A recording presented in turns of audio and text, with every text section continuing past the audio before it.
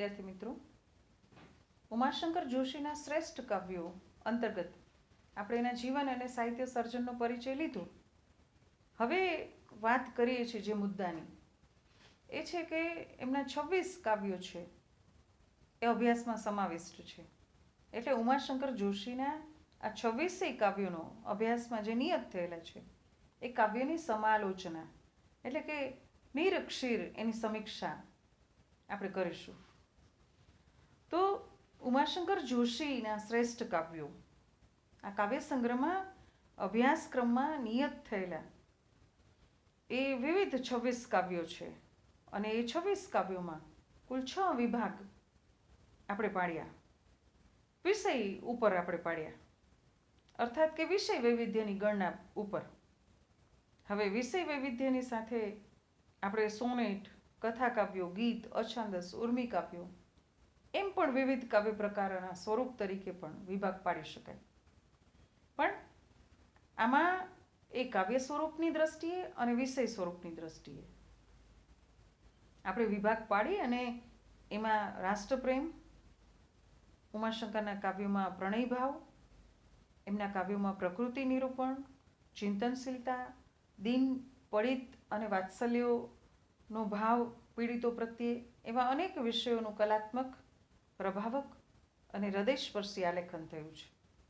પ્રસ્તુત પ્રશ્નની અંદર આપણે ઉમાશંકર જોશીના શ્રેષ્ઠ કાવ્યોનું બહુ તટસ્થ રીતે વિશદ અને વિગતપૂર્ણ મૂલ્યાંકન કરીશું.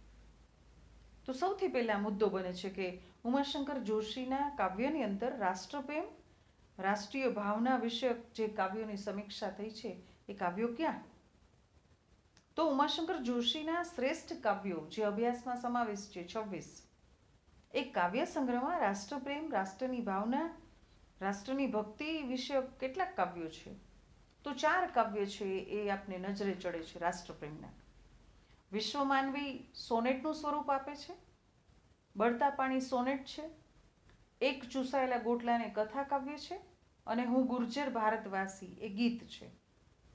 આ ચારેય કાવ્યની અંદર, બે સોનેટ, કથા ગીત અને ગીતની અંદર ઉમાશંકર જોશીના સુપ્રસિદ્ધ, યશસ્વી, લોકપ્રિય, ઉત્તમ કાવ્યોમાં આ ચારેય છે એ ચારેયની અંદર રાષ્ટ્રભાવના, રાષ્ટ્રપ્રેમ અને રાષ્ટ્રભક્તિનું ગાન કરવામાં આવ્યું છે. કવિ ઉમાશંકર જોશીને મન રાષ્ટ્રીય દેવતાનો મહિમા કેવો અસાધારણ છે તેનું તેમાં સુંદર નિદર્શન કરવામાં આવ્યું છે.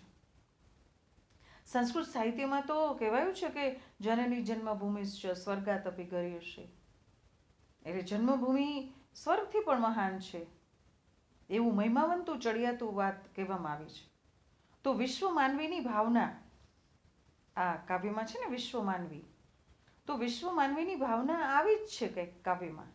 આ જ ભાવ, આ જ આશય અને આ જ લક્ષ્ય કવિ ઉમાશંકર જોશીએ વિશ્વ માનવી નામના સોનેટમાં એ કાવ્યમાં અભિવ્યક્ત કરી અને શબ્દ પ્રયોજન કર્યું છે કે વ્યક્તિ મટીને બનું વિશ્વ માનવી, માથે ધરું ધૂળ વસુંધરાની. કેવી ઉદાત્ત ભાવના, કેવું ઉચ્ચ લક્ષ્ય અને કેવી વ્યક્તિગત અભિલાષા. વ્યક્તિના વ્યક્તિગતની જે સીમા, વ્યક્તિત્વની મર્યાદી તજી અને જે વિશ્વ સુધીની જે આપણે કહી શકાય ને વિસ્તારવાની, વિકાસવાની જે ધ્યેયલક્ષિતા છે એ ખરેખર ઉત્તમ રાષ્ટ્રપ્રેમ અને વિશ્વપ્રેમની દ્યોતક બની છે. વિશ્વમાં વસતો માનવી સમસ્ત વિશ્વનો કેમ ન હોઈ શકે? બસ માણસની સંકુચિતતામાંથી એને બહાર કાઢ્યો છે. વસુધૈવ કુટુંબકમની જે ભાવના છે એ ભાવના, વૈશ્વિક ભાવના ઉમાશંકર જોશી આ કાવ્યમાં મૂકી છે, બહુ નમ્રતાથી મૂકી છે. માથે ધરું ધૂળ વસુંધરાની, ખરેખર આ વિશ્વ માનવની માતા છે, વસુંધરાની ધૂળનું તિલક, મુકુટ કેમ ન કરી શકાય? વિશ્વ માનવીનું હાર્દ આ કાવ્યમાં છતું થયું છે અને કવિએ એ કર્મ સિદ્ધ કરી બતાવ્યું. જેમ કવિ સુંદરમ કહે છે ને કે હું માનવી માનવ થાવ તો ઘણું, એ જ પ્રકારે ઉમાશંકર જોશી વિશ્વ માનવીનો આદર્શ વ્યક્ત કરે છે આ કાવ્યની અંદર. એ જ પ્રમાણે બળતા પાણીમાં પણ એ સોનેટ જ છે અને એ સોનેટમાં પણ રાષ્ટ્રભાવના પ્રગટ થઈ છે. બળતા પાણી એ કવિ ઉમાશંકર જોશીનું બહુ રૂપકાત્મક રીતે લખાયેલું ઉત્તમ કાવ્ય સોનેટ કાવ્ય બને છે. એમનું શીર્ષક સજીવારોપણ અલંકારમાં આપેલું છે. પાણીની વેદના, સંવેદના, સમસંવેદના થાય છે. આ પાણી સામાન્ય પાણી નથી, પરંતુ નદીનું નિર્મળ વહેતું આ સાગર ઉન્મુખ પાણી છે. અને પ્રસ્તુત સોનેટમાં એનો આરંભ તો જુઓ કેટલો સુંદર થયો છે. નદી દોડે સોડે ભડભડ બળે ડુંગર બળો, પડે ઓળો પાણી વહી સરિત હૈયે સળગતી, ઘણું દાજે દેહે તપી તપી ઊંડે બિંદુ જળના, વરાળો હૈયાની પણ મદદ કંઈ ના દઈ શકે. નદીમાં ભરપૂર એવું પાણી છે અને એમાં અવિરત પ્રવાહ બહુ સુંદર રીતે સુમધુર રીતે વહેતો રહ્યો છે. પરંતુ એને બંને કાંઠે આવેલા જે ડુંગરો છે એ વન છે, વનસ્પતિ છે, વૃક્ષો છે, ઘાસ છે. એ વનશ્રીની અંદર આગ લાગી છે, એની ભડભડ બળી રહ્યા છે. અને પોતાના જ જળ રાશિમાં એ ભભૂકતી આગ જ્વાળાને ઠારવાનું સામર્થ્ય હોવા છતાં પણ તેમ થઈ શકતું નથી. કારણ કે રાષ્ટ્રીય સ્વતંત્રતા સંગ્રામમાં જે નાગરિકોનું યોગદાન આપી શકતા નથી તેમની સ્થિતિ પણ બિલકુલ આવી જ છે. આ સ્થિતિ ખરે જ અસહ્ય અને દુઃખદ છે. સામર્થ્ય છતાંય તેની ઉચિત યોગ્ય પ્રયોગ નથી. હાય રે, આ કેવી સ્થિતિ! પછી ત્યાંથી કોદી જળભર ભલે વાદળ બની, વહી આવી અહીં ગિરિદવ શમવાનું થઈ રહે. અરે એ તે ક્યારે ભસમ સૌ થઈ જાય પછી? તો કાવ્યને અંતે એક અફસોસ છે. નદીનું જળ છે પાછું પર્વત ઉપર જઈ શકતું નથી. પર્વત તરફથી નીકળેલી નદી પાછી ઉપર જઈ શકતી નથી. અને એ પર્વતો જે બળે છે એના પ્રતિબિંબ આ જળમાં પડે છે. અને જળને એમ થાય છે કે હું આ ઠારી નથી શકતો. પણ હવે ક્યારે ઠારવું? તો કે પાછું બાષ્પ બનીને વાદળ બંધાવ, વાદળ બંધાઈને પાછું વર્ષા સ્વરૂપે નીચે ઉતરું તો આ બળતા વનોને ઠારી શકું. પણ હાય રે, ક્યારે? બધું બળી જશે ત્યારે? તો કહેવાનો તાત્પર્ય અર્થ એ છે, અહીંયા પણ આ પ્રતીકો દ્વારા અને આવા પ્રાકૃતિક એવા સ્વરૂપ દ્વારા કવિએ રાષ્ટ્રભાવના પ્રગટ કરી છે. એક ચૂસાયેલા ગોટલાને કથા કાવ્યની અંદર રાષ્ટ્રપ્રેમ જોવા મળે છે. કાવ્યનું શીર્ષક જ કેવું કલાપૂર્ણ છે. અન્યથા ચૂસાયેલા ગોટલાની કેટલી નગણ્ય સામાન્ય બાબત છે. છતાંય આવા શુષ્ક જેવા લાગતા વિષય ઉપર પણ કવિ ઉમાશંકર જોશીએ કેવું આસ્વાદ્ય અને હૃદયંગમ કાવ્ય રચ્યું છે. તે દ્વારા રાષ્ટ્રપ્રેમનો મહિમા ગવાયો છે. તું ભાઈ ક્યાંથી અહીં, હું ક્યાંથી, છૂટા પડીશું હમણાં અહીંથી, પરંતુ તે જે જગાવી ઉર્મિઓ, જગે જગાવીશ ઉમંગથી સૌ. તે કોણ જાણે પરથી ચૂસાય હુંય બળું ધૂળમહી, વિશે ચોટલો ઝૂલે મહાવૃક્ષ સ્વતંત્ર ને ના રહે નામ નિશાન મારું. તો હું ગુર્જર ભારતવાસીમાં ગીત છે એ ગીતમાં પણ રાષ્ટ્રપ્રેમ પ્રગટ થયો છે. હું ગુર્જર ભારતવાસી, ઝંખો પલપલ સૌજન મંગલ, મન મારું ઉલ્લાસી, હું ગુર્જર ભારતવાસી. તો ગાંધી કૃષ્ણની કરુણા કરી રહું ચિત્ત ઉદાસી, હું ગુર્જર ભારતવાસી. એમાં પણ વાત થઈ છે રાષ્ટ્રપ્રેમની. તો ઉમાશંકર રાષ્ટ્રીય કવિ તો છે જ રાષ્ટ્રપ્રેમના, પણ એના કાવ્યોમાં ક્યાંક પ્રણય ભાવ પણ જોવા મળે છે. ઉમાશંકર જોશીના શ્રેષ્ઠ કાવ્યો અંતર્ગત આપણે વાત કરી આ રાષ્ટ્રીય ભાવનાની, તો પ્રણય ભાવ, પ્રણય રસ પણ આ કાવ્યમાં જોવા મળે છે. પૂનમ મારી એળે ઉગી ગીત, સખી મેં કલ્પિતી સોનેટ, ગાણું અધૂરું મહેલમાં ગીત અને ગોરી મોરી ફાગણ એ પણ ગીત. આ ચારેય કાવ્યોમાં કુશળ કવિ ઉમાશંકર જોશીએ પ્રણય ભાવ છે એનું ઉત્તમ આલેખન કર્યું છે. પૂનમ દ્વારા, સખી દ્વારા અને ગાણા દ્વારા, ફાગણ દ્વારા એમ વિવિધ રૂપે એ કલાત્મક, પ્રભાવક તથા ઉત્તમતાની એ છબી આપને દેખાડે. પૂનમ મારી એળે ગઈ એ ગીતમાં સર્જકે બહુ સરસ વાત કરી છે કે મારા હૈયાની પોયણીના ખુલે પૂનમ મારી એળે ગઈ, એળે ઉગી, ઉગી ઉગી આસમાને મૂલે, પૂનમ મારી એળે ઉગી. સૌની પૂનમમાં પોતાની પૂનમ કેવી વિપરીત રહી, કેવી નિયતિ, કેવું દુર્ભાગ્ય એ કડીમાં દેખાડે છે, એ અર્થ વ્યક્ત કરે છે એ શીર્ષકનું. સખી મેં તો કલ્પિતી એ સોનેટમાં પણ સખી મેં તો કલ્પિતી પ્રથમ કવિતામાં ઉદયશી અજાણી ક્યાંકથી ઉતરી અણધારી રચી જતી, ઉરે ઉર્મી લીલા લય મધુરને મંજુલ રવ, જતી તોયે હૈયે ચીર મૂકી જતી મોદ મદિરા.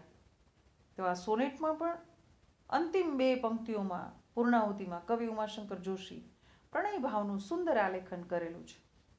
મળી ત્યારે જાણ્યું મનુજ મુજસી પૂર્ણપણના, છતાંય કલ્પ્યાશીથી મધુરતમ હૈયાની રચના. કેવું ઉજ્જવળ નિર્મળ પ્રણય રસનું અહીંયા આલેખન જોવા મળે છે કે મળી ત્યારે જાણ્યું નહોતું કે મુદથી આ જુદી છે, પૂર્ણ નથી, પણ તે છતાંય કલ્પિતી એ મધુરતમ હૈયાની રચના કેટલી સુંદર નીકળી. એટલે અધૂરપમાં પણ મધુરપની વાત અહીંયા થયેલી જોવા મળે છે. ગાણું અધૂરું મેલમાં ગીતમાં પણ હૈયે આયેલું પાછું ઠેલમાં, લ્યા વાલમાં હૈયે આયેલું પાછું ઠેલમાં, હોઠે આવેલું પાછું ઠેલમાં, ગાણું અધૂરું મેલમાં, ભોળા સંગાથે ભૂંડા ખેલમાં, ગાણું અધૂરું મેલમાં, અને છાતીથી છેટા ધકેલમાં, ગાણું અધૂરું મેલમાં, ઓરા ઓલાવી ધકેલમાં, ગાણું અધૂરું મેલમાં. એ ગીતમાં અધૂરા સાથની વાતની ના પાડી છે. એક કોરથી ઓરા બોલાવો છો, એક કોરથી ભોળો સંગાથ આપો છો, અને એક કોરથી છાતી સરસા ચાપો છો, અને પછી અધૂરું મૂકો છો. તો અધૂરું મૂકોમાં ગોરી મોરી ફાગણ ગીતમાં પણ વાલા મોરા જોબમ ઝોલા ખાઈ રે, ઝૂલણો મીઠો રેલો, ગોરી મોરી હૈયા ઢળી ઢળી જાય રે, ઝૂલસો ક્યાંથી લગી રેલો. એ ગીતમાં પણ પ્રણયની સુંદર વિભાવના જોવા મળી છે. ફાગણના ફાગનો કેવો મહિમા અને એ પણ વિયોગ એમાં બતાવ્યું છે વિષયની અંદર. તો રાષ્ટ્રપ્રેમની સાથે પ્રણય પણ છે, તો પ્રકૃતિ નિરૂપણ પણ એટલું જ સુંદર છે. ભૂમિ આવીના ગીતમાં તો કેટલું સુંદર છે કે ભૂમિ આવીના મારે ભમવાતા ડુંગરાને જંગલની કુંજ ગલી જોવીતી, જોવીતી કોતરોને જોવીતી કંદરા, જોવીતી કોતરોને જોવીતી કંદરા, રોતા ઝરણાની આંખ લોવીતી, અને ભૂમિયા મરના મારે ભમવાતા ડુંગરા. ભૂમિયા ભૂલે એવી ભમવી છે કંદરા, અંતરની આંખડી લોવી હતી. પ્રકૃતિ પ્રત્યે કેવો અગાધ પ્રેમ આની અંદર જોવા મળે છે. તો નખી સરોવરમાં શરદ પૂર્ણિમા એ સોનેટમાં પ્રકૃતિનું એવું સરસ રૂપ જોવા મળ્યું છે કે વીચી માલા સુભગ હસતી જ્યાં લસે પૂર્ણચંદ્ર, વ્યોમે ખીલ્યા જલ ઉરે ઝીલે આભ શુભ્ર રંગ, શીડી મીઠી અનિલ લહેરી વૃક્ષની વલ્લરીમાં, હા તંત્રીને કુસુમ કડી મળી સ્પર્શની અંગુલિકો, એકાંતોમાં પ્રકૃતિ કવતી મંજુ શબ્દાવલિકો. તો આની અંદર પણ સૌંદર્યની વાત સુંદર થઈ છે. સૌંદર્યો પી ઉઝરડા ગાશે પછી આપમેળે, બહુ સુંદર વાત કરી છે આ. સૌંદર્યો પી ઉઝરડા ગાશે પછી આપમેળે, કેવળ સૌંદર્ય, કેવળ પ્રકૃતિ અને કેવળ આનંદની અનુભૂતિ. તો આવી પંક્તિઓ એ સાબિતી આપે છે કે ઉમાશંકરનું પ્રકૃતિ ચિત્રણ પણ એટલું જ સુંદર છે. ભલે ઊંચા શૃંગો સોનેટમાં પણ પ્રકૃતિનું કેટલું સુંદર આલેખન છે કે મને બોલાવ્યો ઓ ગિરિવર તણા મૌન શિખરો, સૂચિ પ્રજ્ઞા શીડુ સ્મિત કુમુદ કુંજે સમજરો, સ્ફુરે ખીલે કેવા હૃદય હૃદય ભાવ મુકુલો, ભલે શૃંગો ઊંચા અવિનતલ વસો મુજ રહો. આમ ઊંચા શૃંગરો અસીમ છે, વૈવિધ્યસભર આનંદદાયક સૌંદર્યો પણ છે, એના દ્રશ્યો પણ છે, એની લીલા પણ છે. એટલે કાવ્યનાયકના જે ઊંચા શિખરો છે એ ધરતીથી વધારે ઊંચા છે. તો ધરતીના ખોળા પ્રત્યે જે અનન્ય પક્ષપાત છે એની પણ ઝલક જોવા મળે છે. તો આ સર્જક પ્રણય પ્રકૃતિ રાષ્ટ્રપ્રેમથી તો એ આમ લાથપત છે. તો ચિંતનાત્મક કાવ્યોથી એ કેમ અલિપ્ત રહી શકે? કારણ કે આખરે તો કવિ છે, અને કવિ હોય એટલે ચિંતનશીલ તો હોય જ. તો ઉમાશંકર પાસેથી કેટલાક ચિંતનશીલ કાવ્યો પણ મળે છે. આરંભ જ જો ઉકરડો કાવ્યો છે, ઉકરડો ગીત છે એમાં, કે પાદર ઉકરડાની સોડે વંટોળ્યો, જાગ્યો કેવી વાત કોને કરી, વાટમાંથી ધૂળ ચડી અંકાશે બોલતી, ઉડે રે ઉકરડા જોતો નથી. કેટલી સુંદર વાત અને ચિંતન આની અંદર મૂકેલું છે. અને અંતે જુઓ કે ઉકરડો પાદરથી ખેતરે ગયો, અને દખણના વાયરા સિંચી ગયા તા વાદળો, ઉકરડો અંગ અંગુ મહેકી રહ્યો, કેવી ધન્યતા. તો આની અંદર એક દલિત પીડિત સમાજનું પ્રતીક બનીને આ વાત કરી છે. હિરોશીમા કથા કાવ્યમાં પણ આરંભ કેટલો સરસ છે, ચિંતનાત્મક. હિરોશીમા નાગાસાકી કહો છે કંઈ બાકી. બહુ સરસ છે. હિરોશીમા નાગાસાકી ઉપર જ્યારે બોમ્બ બ્લાસ્ટ થયો હતો, અને એની અસર હજી પણ આપણે જોઈએ છે, અણુબોમ્બની અસર જોઈ શકાય છે. હજી પણ પેઢી દર પેઢી ક્યાંક ખોટકાપણવાળા બાળકો જોવા મળે છે. બહુ સરસ આ ચિંતન મૂક્યું છે. માનવીય બિન સંવેદન થતી સંવેદનાનું આ ચિંતન છે કે હિરોશીમા નાગાસાકી કહો છે કંઈ બાકી. હજી કંઈ બાકી હોય તો કયો. અને અંતમાં કીધું છે, ભલે અમાનુષિતાની મનુષ્યે બતાવી સીમા. માણસ કેટલો અમાનુષી બની ગયો, એને ભલે સીમા બતાવી. નાગાસાકી હિરોશીમા, અંતે તો મનુષ્ય સામે અમાનુષિતાની જ થાકી. કેવો રચનાત્મક અભિગમ, કેવો ઉજ્જવલ અંત. સર્જનને ઊંડે ઊંડે પણ એવી આશા છે સર્જકને, કે ભલે બધું વિનાશ થયું, પણ ક્યાંક તો સર્જન છે ને. એટલે આ કાવ્ય પણ એટલું જ ચિંતનસભર છે. રડો ના મુજ મૃત્યુ, એ સોનેટમાં પણ કવિ આરંભે વાત કરે કે રડો ના મુજ મૃત્યુને હરખ માય આ છાતીમાં. ન રે કેમ તમે તો હરખના ન હૈયે મહી. મારા મૃત્યુ ઉપર તમે રડો નહીં, અંતરમાં હરખ રાખો.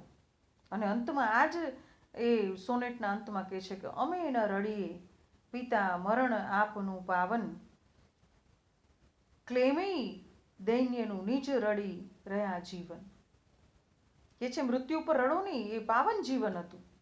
એટલે ગાંધીના મૃત્યુની મંગલમયતા છે, સમાજ જીવનની જે દિનતા છે, તેથી જ રુદન નહીં કરવાનું ને મૃત્યુ મંગલ છે. જનજીવન એમ કે અમંગલ હોય, પણ ગાંધીનું મૃત્યુ તો મંગલમય જ છે. એ જ વિરોધાભાસે પ્રગટ કરતું આ સોનેટ છે. જ્ઞાતા વર્ષો સોનેટમાં બહુ સુંદર રીતે વાત મૂકી છે કે જ્ઞાતા વર્ષો કેવી રીતે ગયા, ગયા વર્ષો તો તે ખબર ન રહી કેમ ગયા. ગયા સ્વપ્નો ઉલ્લાસે મૃદુ કરુણ હાલ્લાસે, રહ્યા ઝંખી ને ત્યાં જ ખબર વર્ષો કેમ ગયા. અહો હૈયું જેણે જીવતર તણું પંથ સમ્યું, ગયા વર્ષો કેમ ગયા. આપણે પણ અત્યારે થાય કે આ વર્ષ કેમ ગયું. માર્ચ મહિનામાં હજી 22 તારીખે લોકડાઉન 1 દિવસનું, અને ત્યાં તો આટલા મહિનાઓ આપણા વયા ગયા. આપણે પણ કહીએ છીએ કે આટલા વર્ષો કેમ ગયા, આટલા મહિનાઓ કેમ ગયા. જોતજોતામાં આંખના પલકારામાં જાણે અજાણે જીવનના વર્ષો વીતી જાય છે, તેની ખબર ન પડી. તેમ ઝડપથી વીતી ગયા આ જીવનના વર્ષો, અને આમ અવિરત ગતિ સાથે. મિત્રો, આપણે પણ આ કોરોના કાળમાં જીવી રહ્યા છીએ, આટલા લોકડાઉનની વચ્ચે, આટલા મહિનાઓથી ઘરમાં ને ઘરમાં.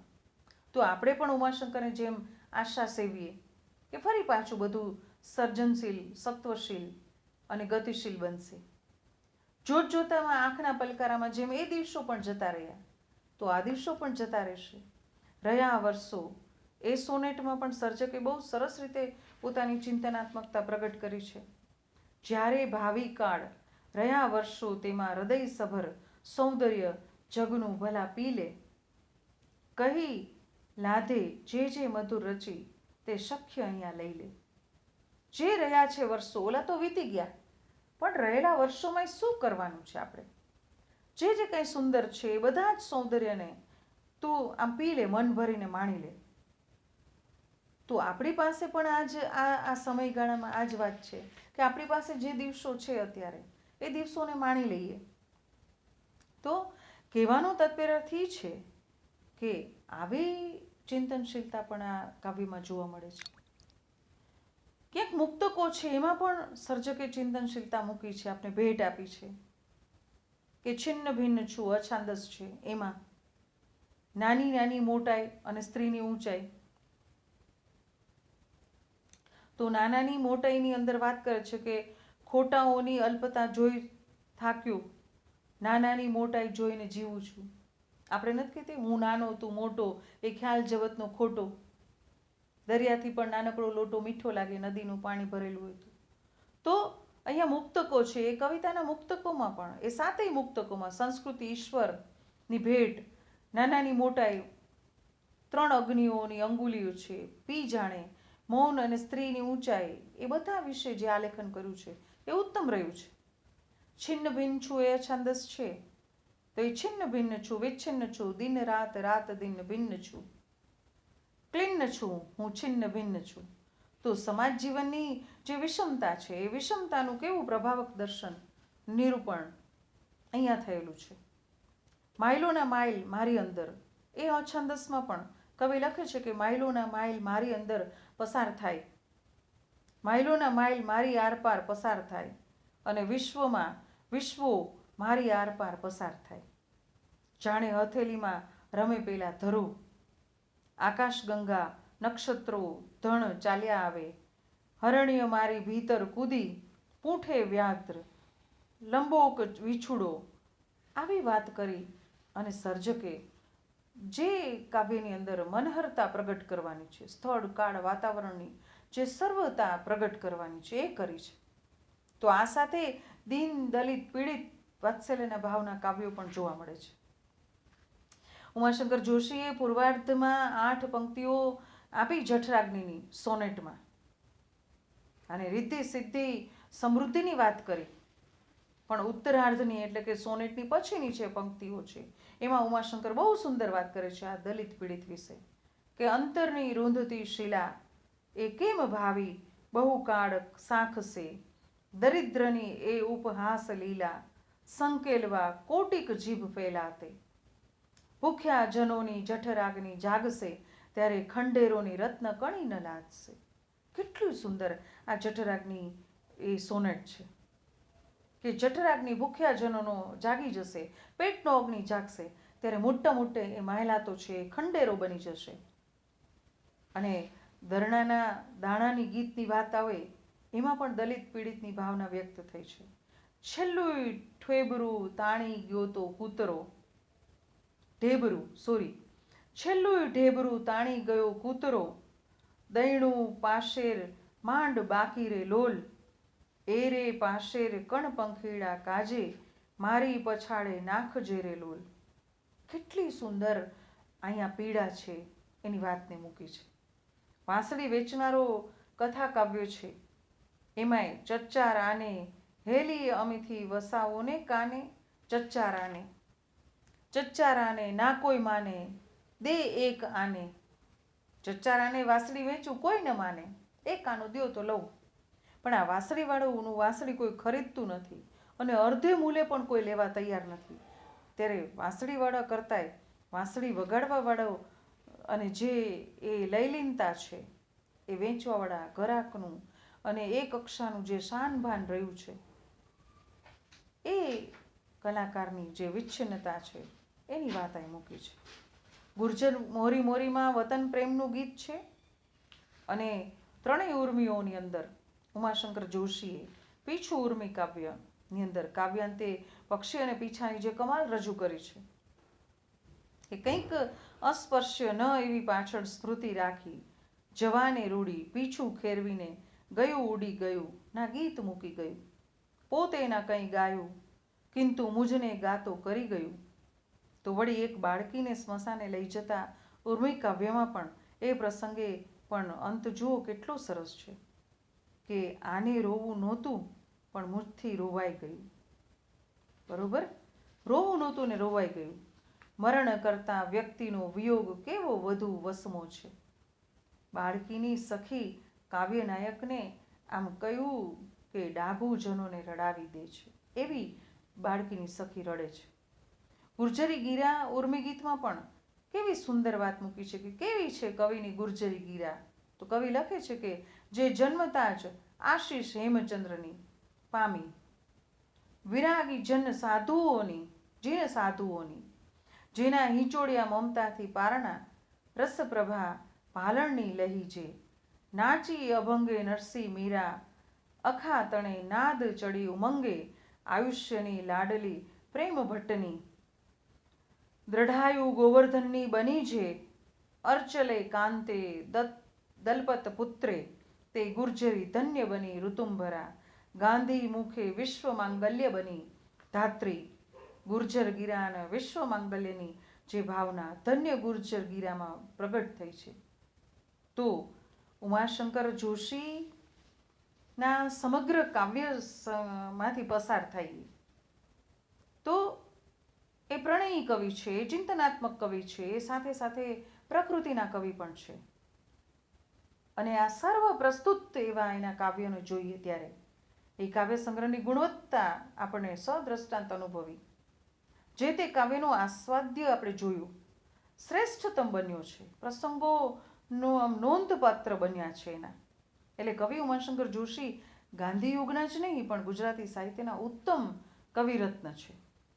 તેમની 26 કવિતાઓની અંદર આ સંગ્રહમાં સમાવિષ્ટ છે. એમાં શૈલીની, અભિવ્યક્તિની, શબ્દ પસંદગીની અને કાવ્ય સ્વરૂપની દ્રષ્ટિએ વિશ્વયોચિત પ્રયોજન, કાવ્યનો આરંભ, કાવ્યનો વિકાસ, પૂર્ણાહુતિ કાવ્યની એવો સિદ્ધિ માગી લે એવી બની છે. એટલે સમગ્ર રીતે આપણે જોઈએ તો ઉમાશંકર જોશીની સિદ્ધિ આ કાવ્યમાં બહુ સુંદર રીતે આપણી સામે નખશીખ પ્રગટ થઈ છે. એટલે ઉમાશંકર જોશીના કાવ્ય હોય, સોનેટ હોય કે ઉર્મી ગીતો હોય કે મુક્તકો હોય કે દીર્ઘ કાવ્ય હોય કે કથા ગીતો હોય, સમગ્ર રીતે સર્ગશક્તિનો પણ લાભ આપને મળ્યો છે. આમ સમગ્ર કાવ્ય સંગ્રહની અંદરથી પસાર થતા એક સંતોષની લાગણી થાય, ઉત્તમ આસ્વાદ્ય પામ્યાની લાગણી થાય અને તેની સાથે સાથે મનની અંદર એક કહીને આનંદી ઉર્મિનો એક ચમત્કૃતિનો તારો ઝબકી જાય. આવા ઉમાશંકર જોશીના સમગ્ર કાવ્ય વિશેષ બન્યા છે. આ મુદ્દો આપણે પૂરો કરીએ. નવા મુદ્દામાં ફરી મળીશું. ત્યાં સુધી નમસ્કાર.